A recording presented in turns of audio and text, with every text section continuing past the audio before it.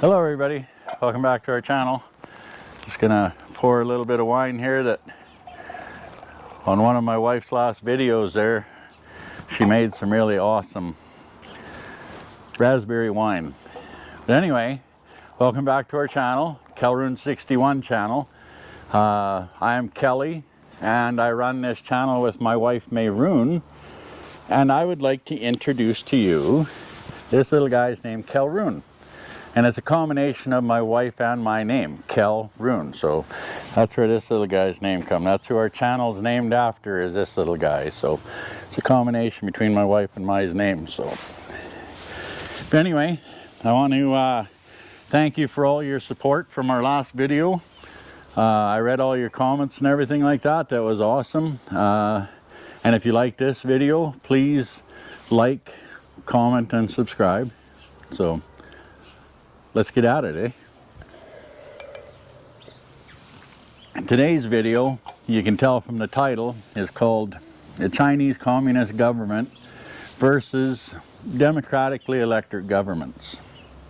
Now, democratically elected governments, you all know, is the people voting for the government. You know, and the people have the say, the people have our freedom.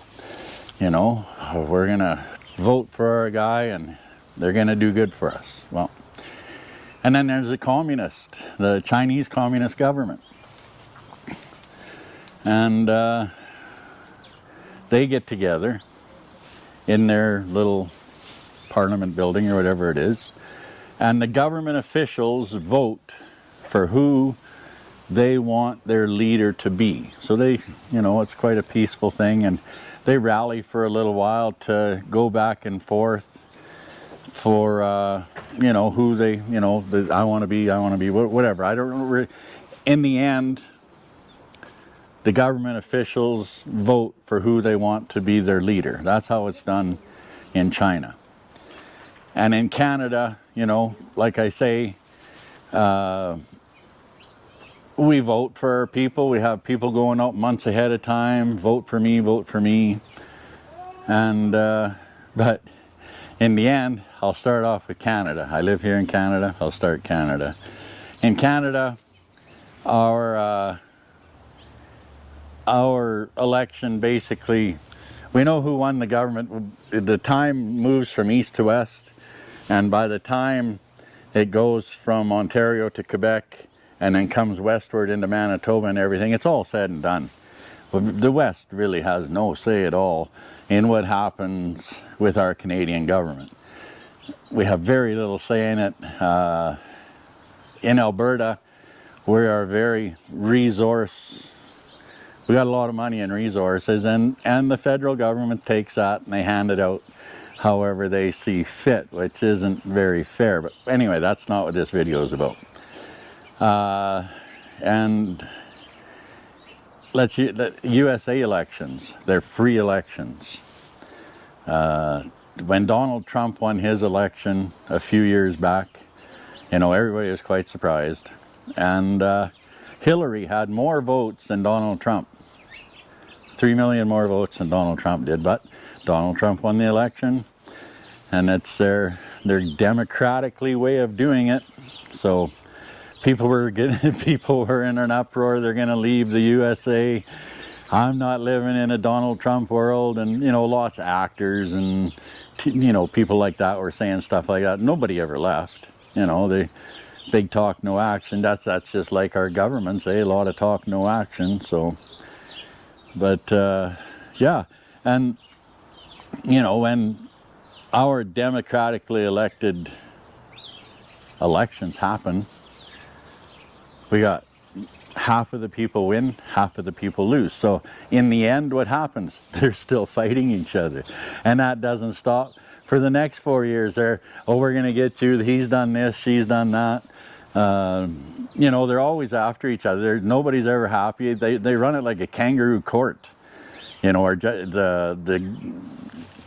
you watch some of this stuff that happens on the news and you just shake your head like, really? Is that true? You know, well, and these are our elected leaders, and they just fight and squabble against each other every time.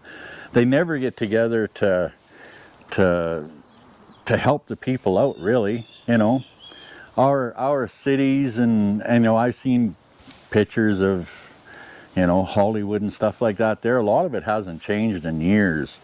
Our cities are getting older, and they don't really rejuvenate. They build some new stuff here on the outskirts of town. Our towns are getting a little bit bigger, but in the inner core, you know, here in Edmonton, you know, our inner core is old. And it's, you know, our cities in the evenings, a lot of places you don't want to go out to in the evening. We took a little drive this morning to close to one of my favorite restaurants here in Edmonton, and it's just like a homeless encampment. You can see where homeless are lined up to get food and stuff like that there, and you wouldn't want to go down there at night. The first night I ever brought my wife here in Canada 11, 12 years ago, I took her to my restaurant. We were hungry, and we got homeless people coming up to us asking for money. They're drunk, they're stoned, whatever. You know, it's just not a safe environment a lot of times. In a lot of places you go in the bigger cities in Canada, the USA, England, I don't care where you go. You know, some areas are good, but there's some places you just don't go. Now, where am I going with this? Well, what is a democratically elected government system? How do we live under that? What have they done for us, and how do we live? Well, you know, like I said, it's not stay indoors in the evening and don't go there in the evening and stuff like that there. But, you know, we're slowly creeping ahead. And yeah, it takes 3 years to build a bridge across the little northern Saskatchewan River. Like, it just takes forever to build something.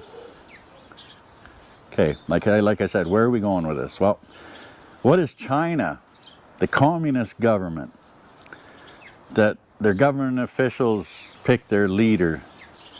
What have they done for their people in the last 40 or 50 years? And if you actually looked at it, some of the cities, when I was in Chongqing, they got paint on the building. That building is going to be gone soon. It's a steady rejuvenation. They're tearing down the old, they're building the new, they're expanding, the cities are expanding. It looks like you're living in the future. The cities, the subway systems, their highways and roads to get to rural parts of China, they have opened up that country unbelievable, and doing so, their people have thrived. They're making good livings for themselves. If you go there, walking down the streets, the exotic cars, you see your Jaguars, Porsches, Mercedes-Benz, you name it. You know, a lot of people are living large over there and done really well for themselves. And the government controls everything. The governments are behind building all these cities, building all the roads, building the high-speed trains. You know, for what they have done for their people in the last 40 or 50 years is just mind-boggling. You know, China in the past, you know, they got a checkered past, you know, some of the things they've done.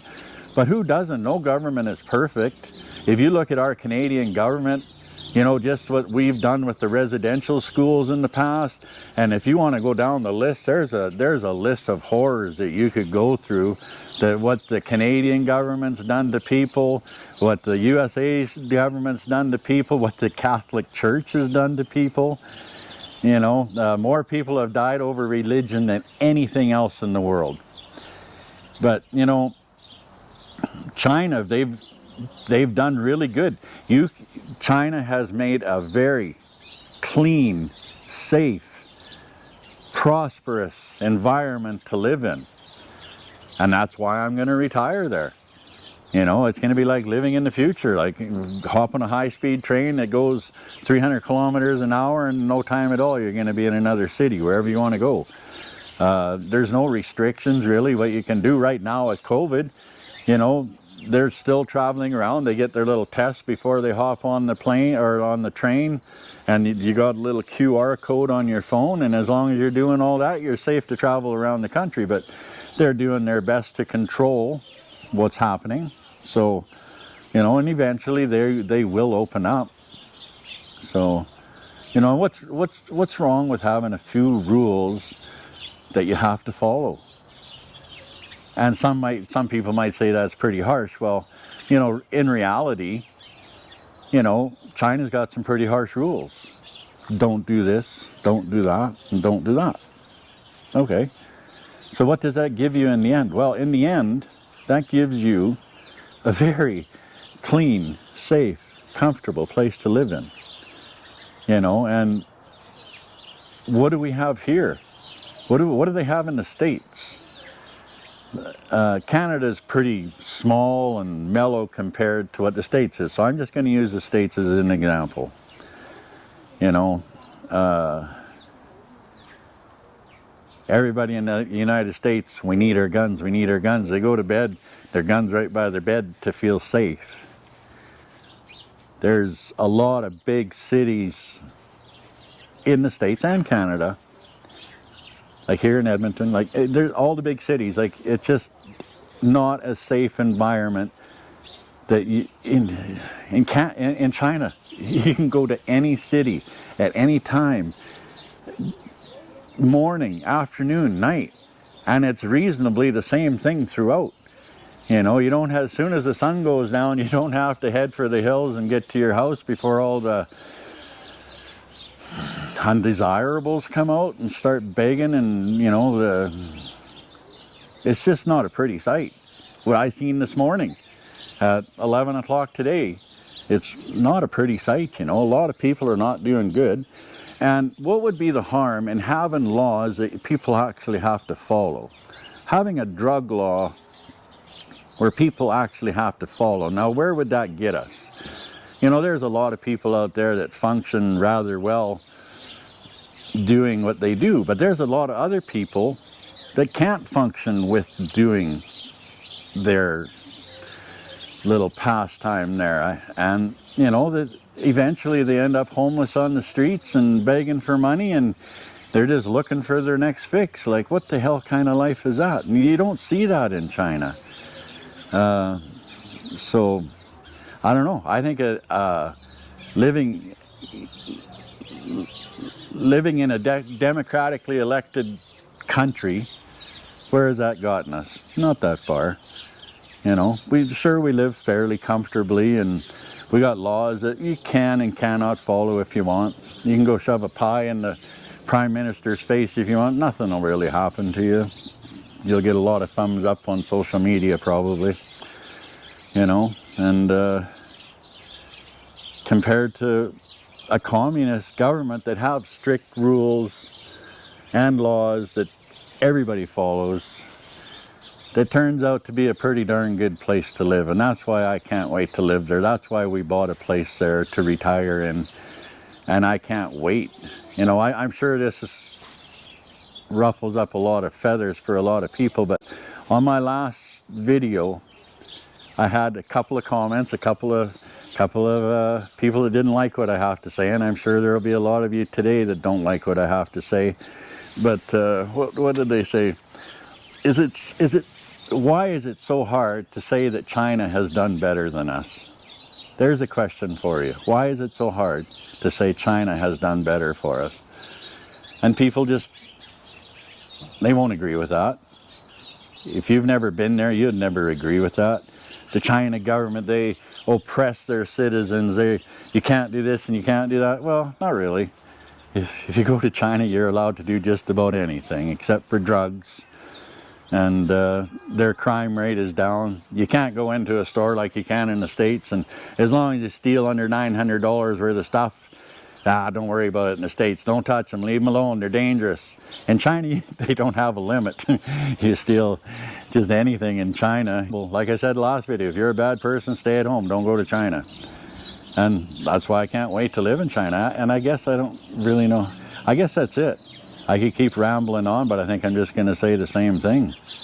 So in my mind, the communist government takes a lot better care than our democratically elected governments do. That's it. You know, I can't, that's it. So thanks for watching, and if you like the video, give it a thumbs up. If you have some comments here, give me your comments, even if it's bad. I want to hear it. You tell me how your government is taking such good care of you and that I'm totally out to lunch. And give us a subscribe to my channel. That would help us out. And once again, thanks a lot. Zaijian, that means goodbye in Chinese, and see you next time. Bye for now.